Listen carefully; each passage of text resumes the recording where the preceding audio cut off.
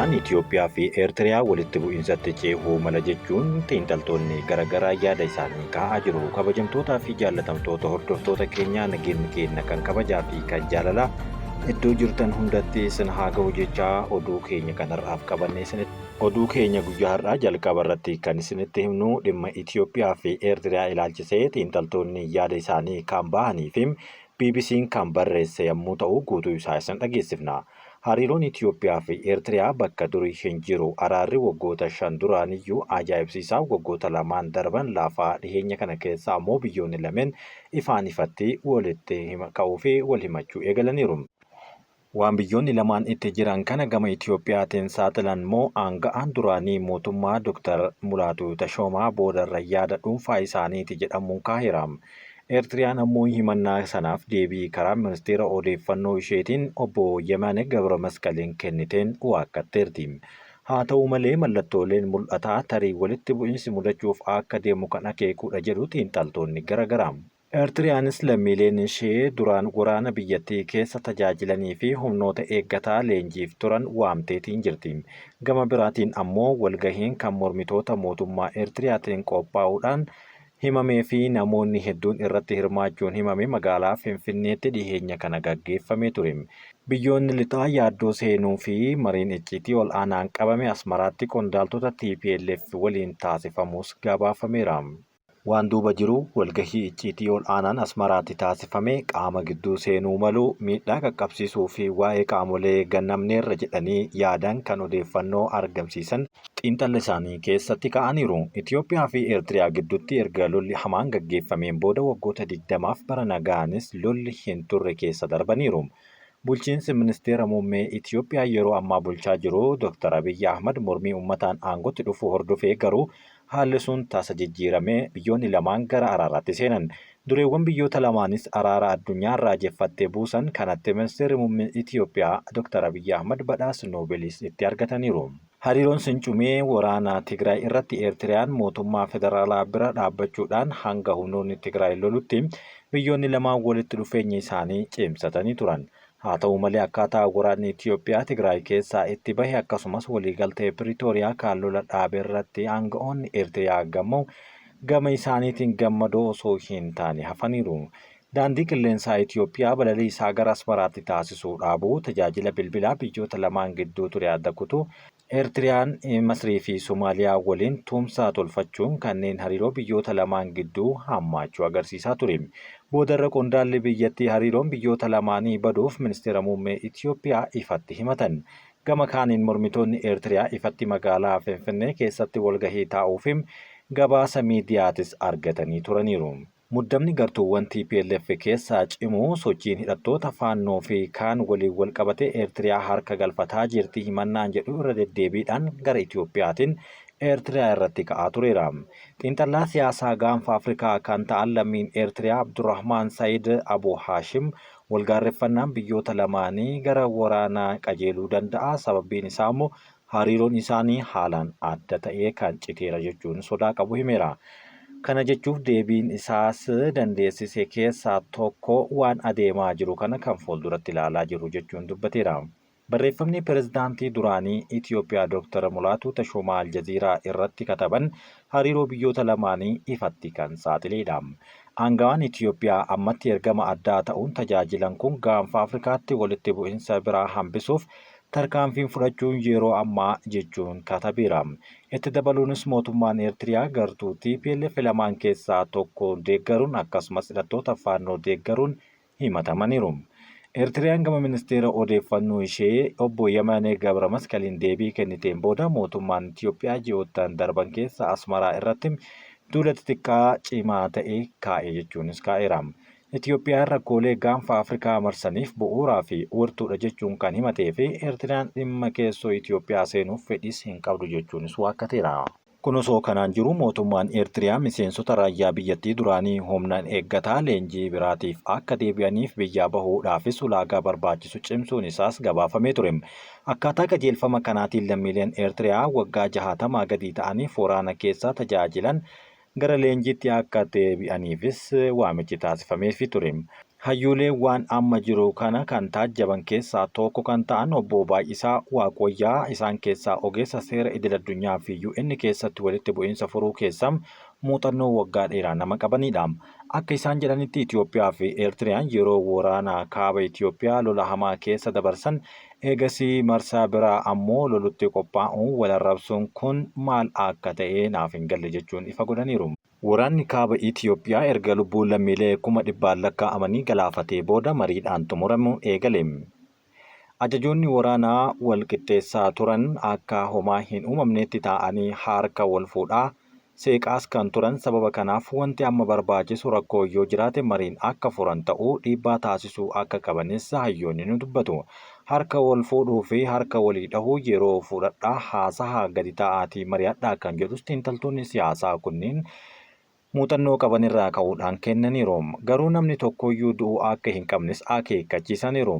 Loltuun afaaniin haasa'uu kan hin beekuu fi qawwee isaatiin haasa'uu kan jiru yommuu ta'u, yeroo ammaa kanatti dhiigni gara lamaaniyyuu kan jigu yoo ta'e faayidaa biyyaalessaatii fi lammiilee irratti illee akka faayidaa hin qabne hayyoonni xiinxala isaanii keessatti katabaniiru. Hooggantoonni dhaabbilee tumsitoota idil-addunyaa fi qaxanaa hidha haaromsaa Itoophiyaa daawwatan. Hooggantoonni dhaabbilee tumsitoota idil-addunyaa fi qaxanaa akkasumas ogeeyyiin nageenya dhiibbaa ol'aanoo godhan hidha haaromsaa Itoophiyaa daawwataniiru. Daawwannaa hidha haaromsaa guddicha Itoophiyaa deetaa ministeera bishaanii fi enerjii Dr. Abrihaa Addunyaan durfamu komishiinaroonni biyyoota sululichaa fi hooggantoonni ol'aanoon biroos argamaniiru. Hooggantoonni waldaa hidha Kaanaadaa, waldaa hidhoota gurguddoo Awustiraaliyaa, waldaa haayidiroopaawurii Noorweey fi Zaambiyaa irraa abbaan taayitaa laga Zaambeezis hirmaataniiru.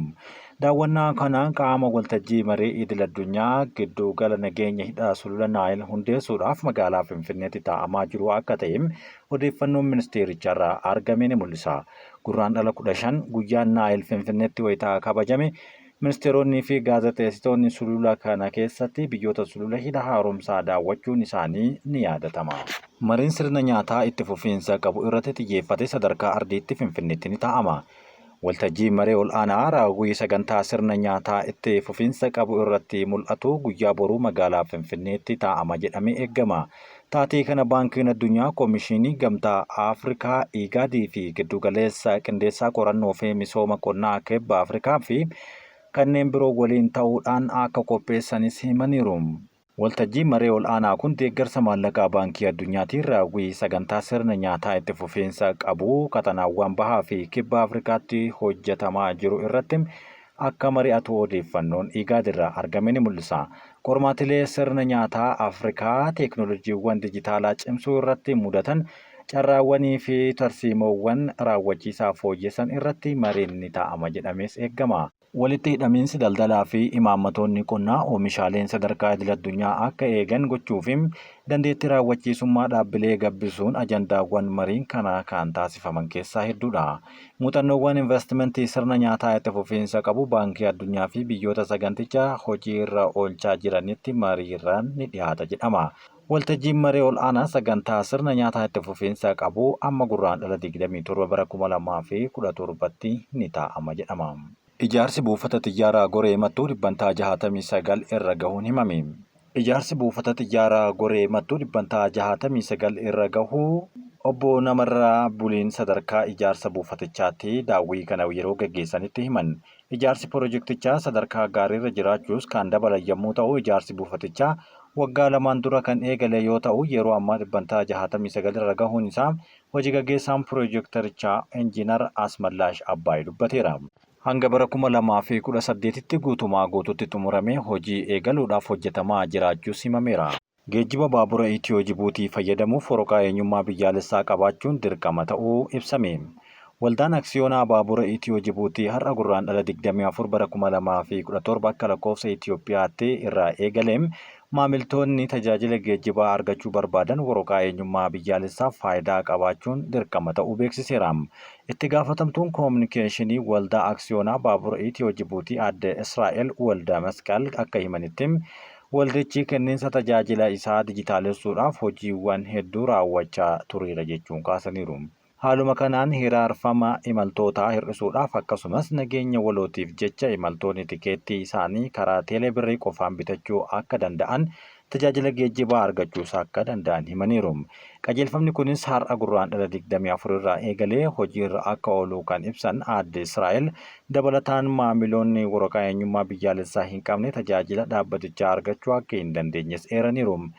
Kanas ji'a tokko dura eegalee maamiltoonni akka beekan taasifamaa turuu fi sagantaa eenyummaa biyyaalessaa waliin ta'uun waraqaa eenyummaa akka argataniif tattaaffiin taasifamaa akka tures yaadachiisaniiru. Waraqaa eenyummaa biyyaalessaa faayidaa kana fayyadamtoota biyya keessaa qofaaf yoo ta'u, fayyadamtoonni lammiileen Itoophiyaa hin taane paaspoortii isaanii fayyadamuun tikeettii argachuu akka danda'anis ibsaniiru. Lammiin Awustiraaliyaa dhiiga arjoomuudhaan lubbuu daa'imman miiliyoona 2,400 olii baraaraa turan jedhamee du'aan addunyaa kanarraa boqachuun himame. Addunyaa irratti namoota sadarkaa ol aanuudhaan dhiiga arjoomuun beekaman keessaa tokko kan ta'an lammiin Awustiraaliyaa Jaamsi Haarisan waggaa 88ffaa isaanitti du'aan addunyaa kanarraa boqachuudhaan kan gabaafamedha. Tajaajilli fannoo diimaa Awustiraaliyaa yaadannoo Haarisaniif barreessan akka beeksisetti namichi umriin isaanii waggaa 14 yeroo turetti wayita tajaajila wal'aansaa baqaqsanii yaaluutiin yaalamanitti dhiiga isaanii kennameefii kaasee namoota birootiif dhiiga arjoomuudhaaf waadaa galanii turan jedhama. Sana booda yeroo umriin isaanii waggaa 18 ga'u pilaasmaa arjoomuu kan jalqaban yommuu ta'u, hanga umriin isaanii waggaa 81 ta'utti torbaan lama dhiiga isaanii arjoomuu itti fufaniitiin jiru. Yeroo ammaa kana waggaa 88ffaa isaaniitti addunyaa kanarraa du'aan boqachuunis himameera. Yukureen Tiraamp waliin waliigaltee mallatteessuuf qophiidha jechuun Zelenskiin dubbate.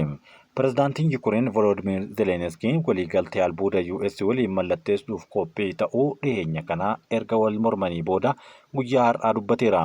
Kun kan dhagahame erga gaafa jimaataa Tiraamp waliin walitti dheekkamanii booda yeroo jalqabaatiif Ameerikaa waliin walii mallatteessuu dubbatan. Tiraamp waliin walii galuu dhabuun isaanii ammallee waliin marii ijaarsaa taasisuuf fedha akka qaban kan dubbatanii fi ani ejjannoon Yukureen akka dhagahamuuf barbaada jechuun dabaleera. Waraana kana keessatti eenyu akka weerara banee michoonni keenya hubachuu akka qaban ni barbaanna jechuun kan dubbatee fi hariiroon US fi Yukureen kan rakkoo keessa galuu eegalem yeroo Ameerikaan dhimma Yukureen irratti Raashiyaa cinaa dhaabbatteedha jechuunis kaasaniiru. Waliigalteen albuudaa Ameerikaa fi Yukureen waliin mallatteessuu yaada hariiroo nageenya biyyoota lamaanii jabeessuuf kan yaadamedha. Haa ta'u malee Zelenskiin wabii nageenyaa akka US biraa barbaadan ibsuun osoo walii hin galin White House keessa dhiisee bahuun dubbateera. Tiraamp gama isaaniitiin hordoftoonni waa'ee Putiin baay'ee akka hin yaaddoofne dubbateera. Pireezidaantiin Ameerikaa Doonaald Tiraamp kan walgahii Awurooppaa dhuma torbee darbee irratti geggeeffame irratti kan hin argamne waa'ee Putiin baay'ee yaaddoon akka hin barbaachifne miidiyaa hawaasaa isaa Tiruuz irratti barreesseera. Yeroo baay'ee waltajjii miidiyaa hawaasaa isaanii irratti sa'aatii gara ganamaa kan barreessan Doonaald Tiraamp baay'ee yaaddoon kan qabaatamu waa'ee gareewwan wanbadoota godaantota gudeeddii raawwatan kanneen qoricha sammuu namaa hadoochan daddabarsan ajjeessitootaa fi namoota dhaabbilee saamuudhaan dhukkubsachuu kan namatti fidan irraa dhufuun biyyattii keessa kan seenan yaadda'uu qabna jechuun kaaseera.